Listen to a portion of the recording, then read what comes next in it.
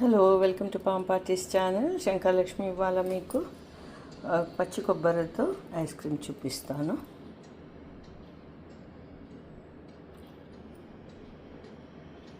దీనికి కావాల్సిన ఇంగ్రీడియంట్స్ ఏంటంటే, నేను ఫస్ట్ ఈ 2 చిప్పలు తీసుకుంటున్నాను. కొబ్బరి చిప్పలు ఒక 7-8 క్యాష్యూస్ తీసుకున్నాను. దీంట్లో ఒక హాఫే తీసుకుంటాను బనానా.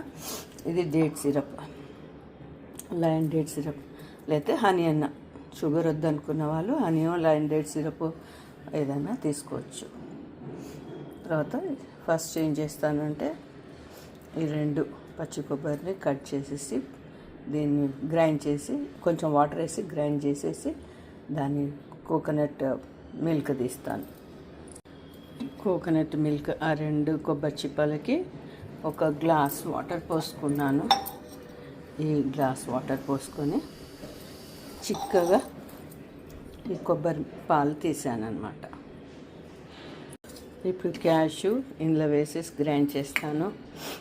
తర్వాత ఈ అరటిపండు, తర్వాత పాలు, ఈ మొత్తం గ్రైండ్ చేస్తాను. కొంచెం సిరప్, మీ టేస్ట్కి తగ్గట్టు సిరప్, ఇవంతా గ్రైండ్ చేస్తాను. గ్రైండ్ చేసిన పాలు దీంట్లో ఈ బాక్స్లో పోసాను. ఇవి ఫ్రీజర్లో పెడతాను. ఓవర్ నైట్ పెట్టేశాక రేపు కొంచెం గట్టిగా అయ్యాక తినచ్చు. కొబ్బరి పాల ice cream is ready to eat. నైట్లో చేశాను, పొద్దున్నే తీస్తున్నాను. గట్టిగా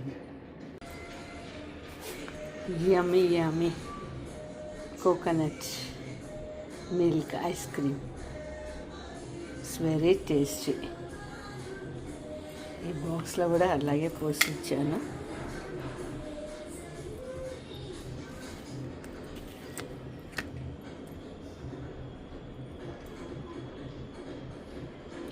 so this is coconut milk ice cream. Try చేసి చూడండి.